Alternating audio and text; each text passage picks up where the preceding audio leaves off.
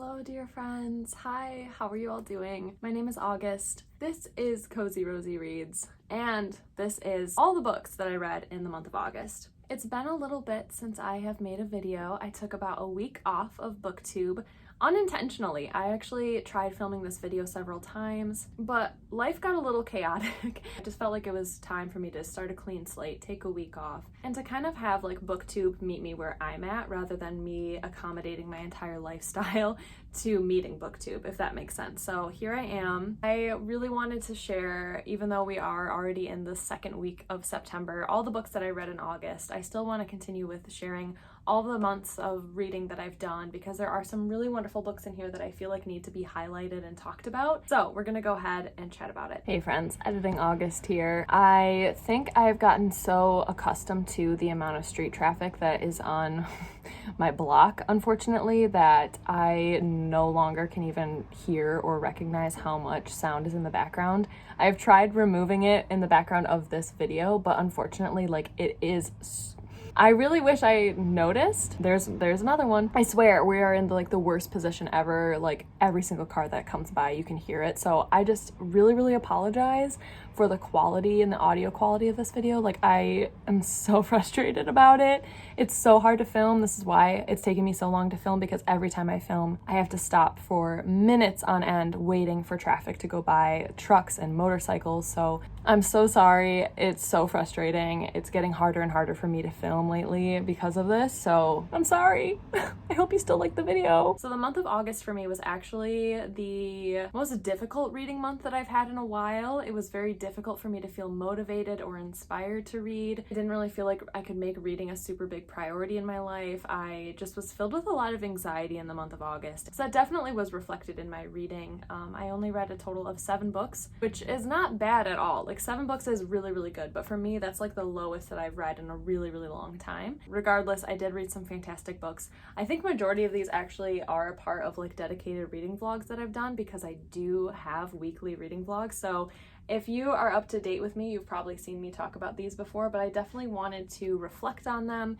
what has come up since finishing them and being done with them for several weeks now that I can now bring to the table. So let's go ahead and get started. The first book that I read in the month of August was The Night Sister by Jennifer McMahon. I had found this copy while thrifting, and I was really excited to read it because I had read the Winter People by the same author last year in 2020, and I really loved it. I thought it was a really great winter thriller. I brought this on my trip to Virginia with my partner, and this was the perfect summer read, honestly. Like I flew through it without ever really knowing or noticing I was flying through it. All of a sudden I would just sit down and be so completely engrossed with this thriller that 100 pages would go by.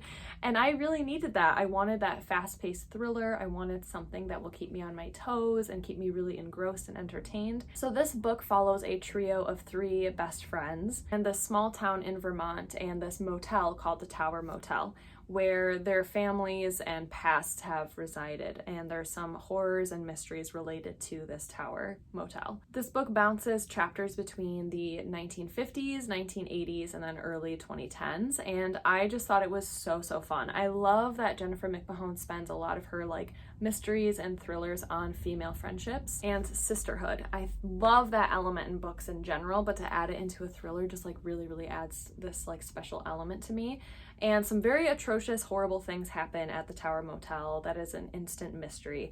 Basically, we open up with one of the women from this trio of friends committing this really horrendous, awful crime before unaliving herself. And the other 2 friends, who are sisters, are just left completely reeling from this, not understanding what's happening, but they have an inkling as to what happened because of their pasts linked to the Tower Motel. And there are notes and clues left behind, and the story does a really good job of like bouncing between all of these different timelines so you can gather up all these characters and what their motives were and how they all relate to each other now. It does tie in very nicely. I think the elements were not as creepy as I wanted it to, though. I definitely wanted to be a little bit more spooked, but it was still a very like page-turning, fun read. It was very engrossing.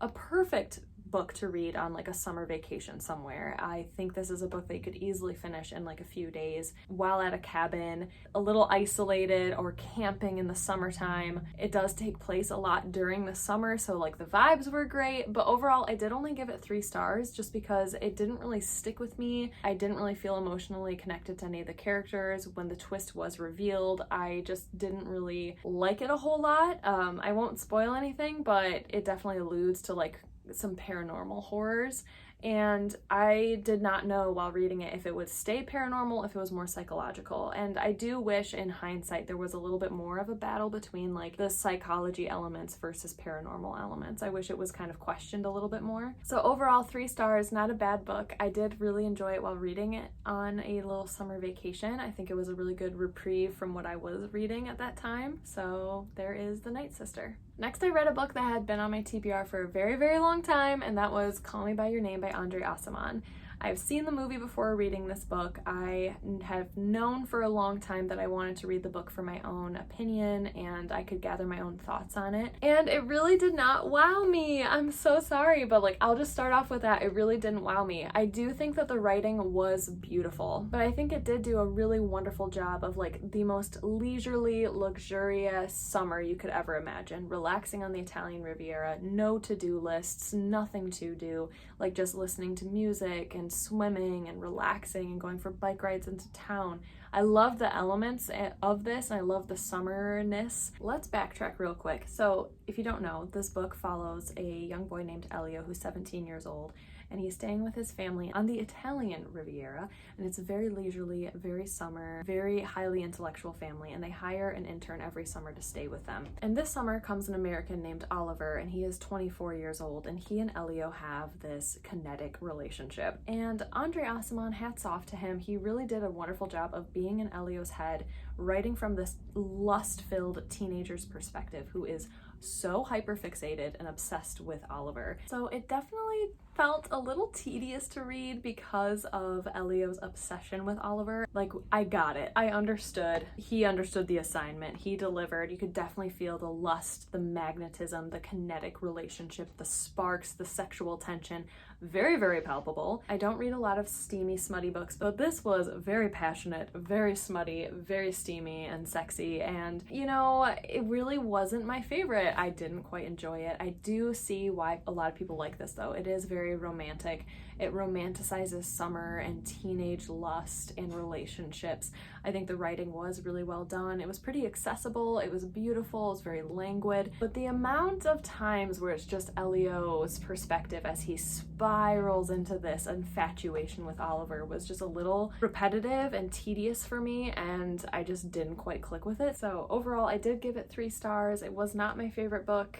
I'm happy I read it, and now I have the perspective. And then I did rewatch the movie, and this book is like spot on with the movie except for the ending. They even took in the movie like direct quotes from the book. The scenes lined up really well. I think they casted the characters really well. So I think the movie, I appreciated it a lot more than the book, but I am happy I had the reading experience that I did. Next, I read another book that had been on my TBR for years, and that was The Pisces by Melissa Broder.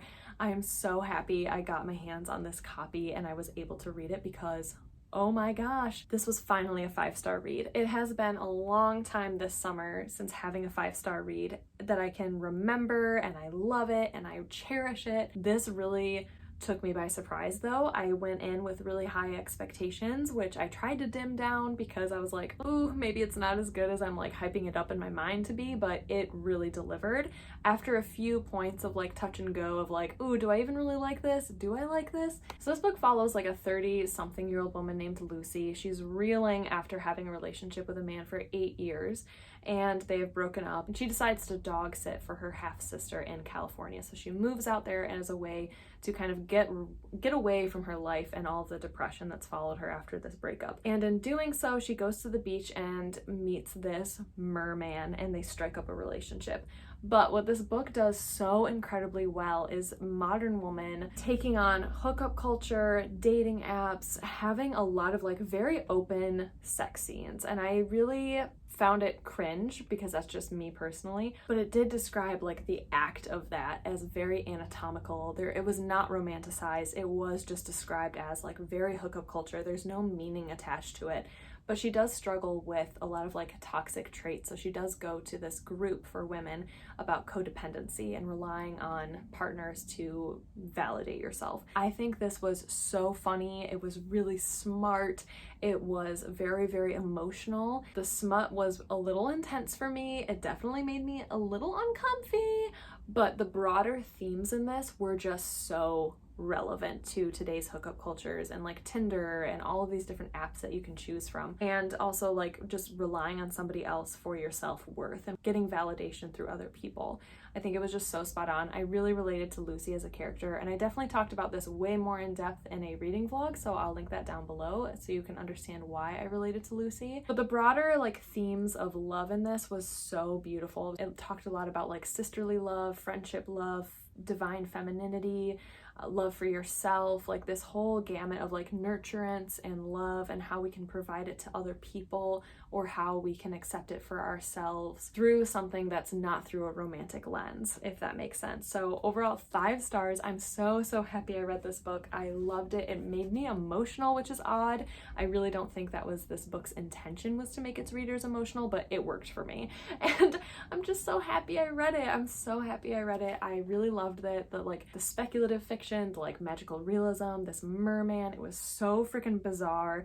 And I loved it. I loved it for that. And then like the broader themes just made it feel so relatable and like loving and like just full of like just openness and just like very understanding. And I felt a little seen by this book, and I really loved it. So 5 stars to the Pisces. I would also love to read more by Melissa Broder. It really stunned me. I was really surprised. Like I said, there were a few points where the smut was getting to me and I felt really cringe and uncomfortable, but when I pushed through that, there was definitely a light at the end of the tunnel, and I just thought it was really well done. I don't think this book would work for everyone though. I'm not saying that I recommend this to anybody.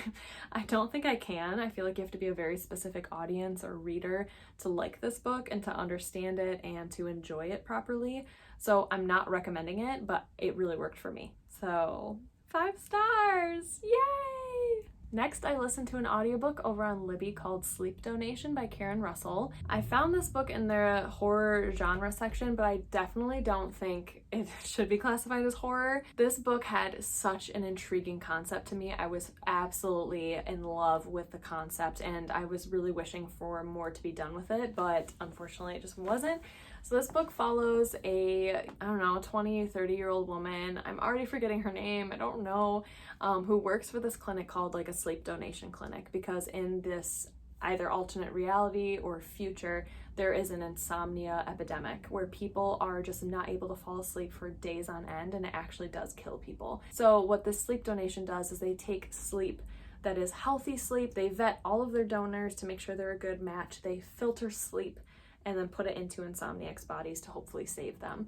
And this young woman that we're reading from, her sister died of insomnia, and so she has this like personal kind of pull to assist others, but she uses the death of her sister as like a marketing ploy to get more donors into this program. So there is this kind of like morally gray character. Like, does she hype up her emotions for her sister's loss to get grief and like more donors? It's very interesting. So I really liked that concept. But what made it a horror, apparently, to Libby and to whoever designs these like genre categories, is that a donor who is plagued by nightmares donates and then causes a worldwide, basically like epidemic of nightmares. And now people are afraid to fall asleep because of how awful and catastrophic these nightmares are. It's actually compelling people to unalive themselves while they're like sleeping, like sleepwalking and unaliving themselves. So that was the horror element. I was like, frick yeah, sign me up. That sounds absolutely amazing. But as we get into the book, that plot feels so much like a subplot. It really does not take a hold of like the whole story. And I did find out after listening to this book and after, the credits are rolling, that it is actually an illustrated novella. So I ended up rating this like 3 stars on Goodreads, but I think in all actuality it is more like a 2 or 2.5 for me. But I wanted to give credit where credit is due, and like maybe this book just didn't work on audio. I think it might have been a little bit more interesting if it was in that illustrated novella version that I read it, but it just really did not work with me. I did not care about any of the characters. I did not care about our main protagonist at all. I thought the world building was so interesting and I just wanted way more of it though. Unfortunately, it just fell really flat for me. I did not feel any horror. I didn't feel any thrilling elements. I didn't feel spooked. I felt a whole lot of nothing other than this concept. The concept will stick with me for a really long time, and I think that is impressive, but I just wish it was built up a little bit more. Maybe instead of it being a novella, it could have been a full-blown novel. There were just elements that were just really missing in this book and really lacking, and it fell really flat. I just can't quite pinpoint what exactly happened. I think I could have used a lot more emotion, maybe even more world building. I'm just not sure. There was something missing though, and I just can't put my finger on it. So overall, like 2 to 3 stars for this book. Definitely not my favorite sci-fi horror thing. I could have used a lot more horror though, I think. In the end picture, I think we just could have used a lot more horror, like really scare me please. That would have been great. So there's sleep donation. Next, I read a collection of poetry called Lighthead by Terrance Hayes. I loved this. This is my new favorite collection of poetry ever, hands down, easy peasy. Like that is just, yeah, 5 stars. Absolutely amazing. This collection is so bizarre and I love it. It is 100% my writing style that I love, where you're reading a poem, you have absolutely no idea what the author is talking about, but it still works. Like you still feel this like feeling of like nostalgia for it,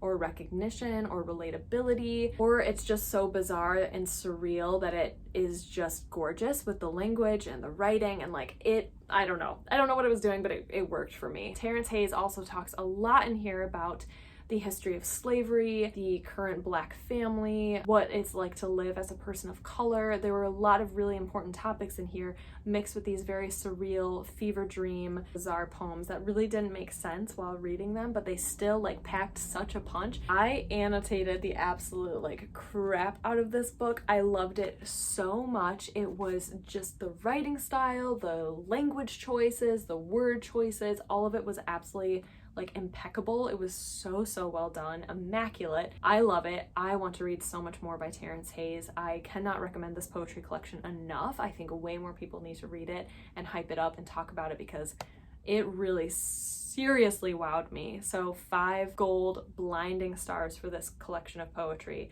I love it. I want so many people in my life to read it and to tell me their thoughts on it and what they think certain poems mean. I did have a dedicated reading vlog for this one as well, and I did talk about all of my favorite poems in here, so that way if you're interested in reading this, you can see my favorites. So I will link that reading vlog down below for you all, but wow, I'm just so lucky I found this. And again, while thrifting, found it. It was a very random pick. Wow, I am so happy. Next, I read Tuck Everlasting by Natalie Babbitt. This really wowed me.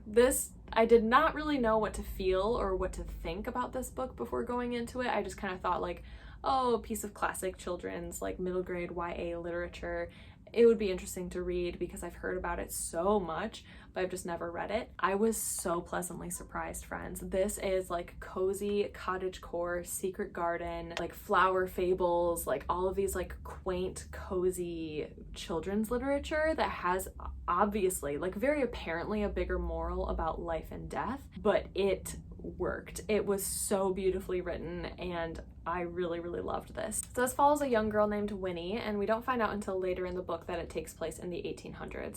So Winnie is this young girl, and one day she comes across this boy in the woods and he's drinking from this little stream that's coming up out of the forest floor.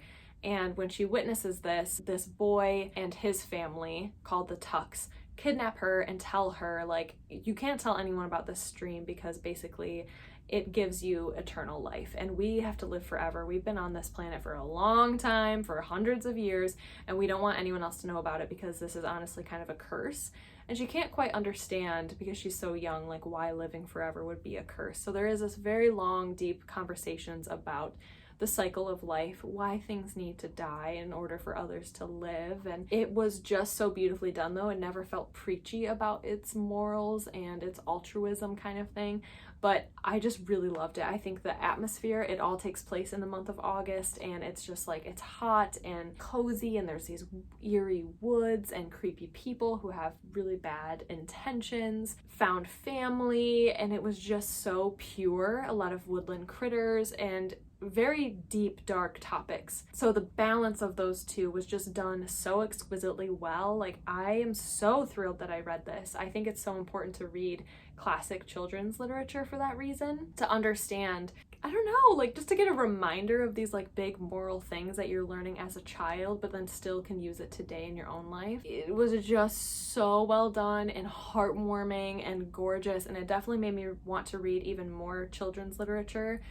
from even earlier, because this was published in the 1960s or 70s, and now I really want to read like Anne of Green Gables, or even more by Frances Hodgson Burnett, who wrote Secret Garden. Like, I just want to get my grubby hands on like everything now. Like, I'm really devoted now to reading way more classic children's literature, because this just like really blew me away and really solidified that decision to like read more of that genre. So I think I gave this like, this is, I don't know, between like a 4 and a 5 star. For me, it's like 4.5, 5. The reading experience is great. It's hard to criticize or critique a children's middle grade book, but this was just done so well. So if you've never read it and you're an older reader, I still highly recommend it. I think there are a lot of lessons that can be gained from this, and just like an appreciation for life and literature. It's just really endearing and sweet, and I just had a really, really great time with it. So that's Tuck Everlasting. And the last book that I read in the month of August was actually the first book that I started in August, but it was the last one I finished, because boy, did it take me a long time to read. And that was Reindeer Moon by Elizabeth Marshall Thomas. I brought this with me on my vacation with my partner as well in Virginia, and it started out swimmingly well. I was enjoying the writing style so much. This book follows a young woman named Yanan who lived in a Siberian tribe 20,000 years ago.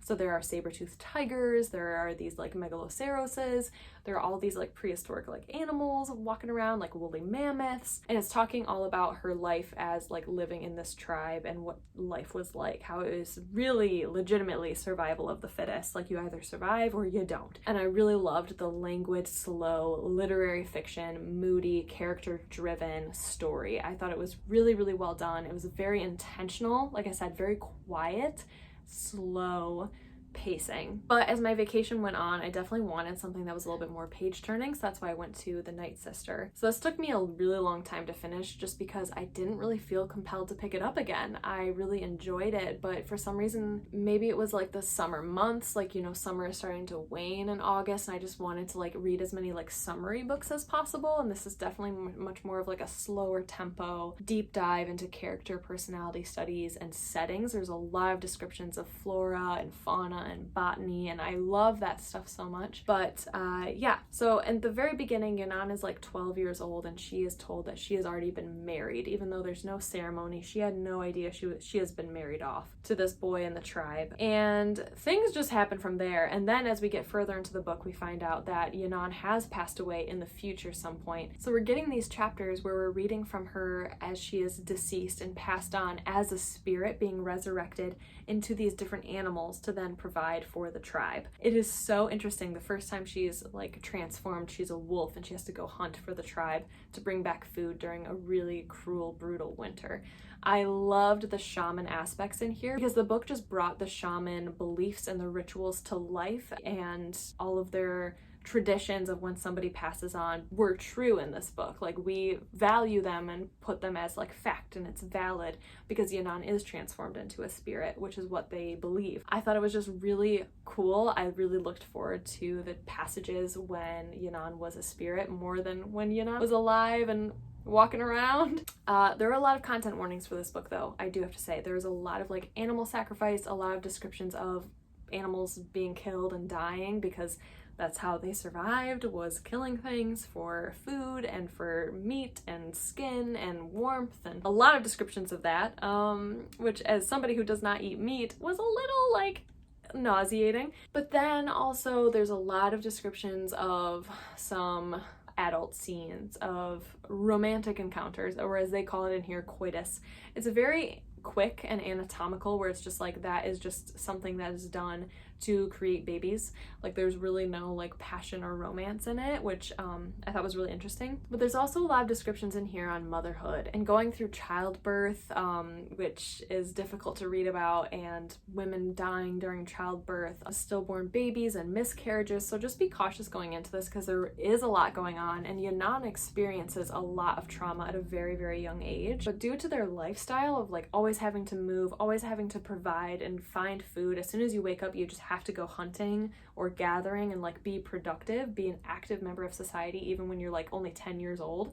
She's never given time to grieve her losses or to process her trauma, and it's like very apparent that there's a lot going on here, but she's just never really allowed to express it. And if she's expressing through tears or sadness or grief, she is told like, you need to be strong for your tribe, like you need to knock this off. So I think this author is very, very talented. I think everything in here was super, super intentional. The ending was a little too vague for me, not gonna lie. It did kind of revert back to its shaman side, and I just wish there was a little bit more about why and how and the logistics of what happened. It was very vague, but I am really happy I read this book. I had been wanting to read it since I thrifted it. I just am in love with this cover, and now that I've read it, I don't know, I think this stands between like a 3.5 and 4 star for me. I really did enjoy it. I just didn't really enjoy the reading process. It wasn't page turning, it wasn't super engrossing, but I feel like it kind of sparked my interest that I've always had as a kid with like woolly mammoths and like prehistoric animals and mammals, and like I really like that time period. I just have never read a book that takes place during that time, especially something that's literary fiction, magical realism, folklore, shamans, mysticism. I really, really liked it. So that is Reindeer Moon. Overall, it was a really enjoyable read. If you're interested in it, I definitely highly recommend it. But yeah, I don't think it's for everybody though, so be cautious. So there we have it, friends. Those are the 7 books that I read in the month of August. I would absolutely love to hear your thoughts if you've read any of these, if any of them pique your interest. I just would love to hear all of it. What was your favorite book of August? Now we're into September, so hopefully I'll have some much more content coming your way soon. Thank you all so incredibly much for being here. I appreciate you all so much, and I will see you all again very soon for my next video. Stay cozy, my friends. Bye!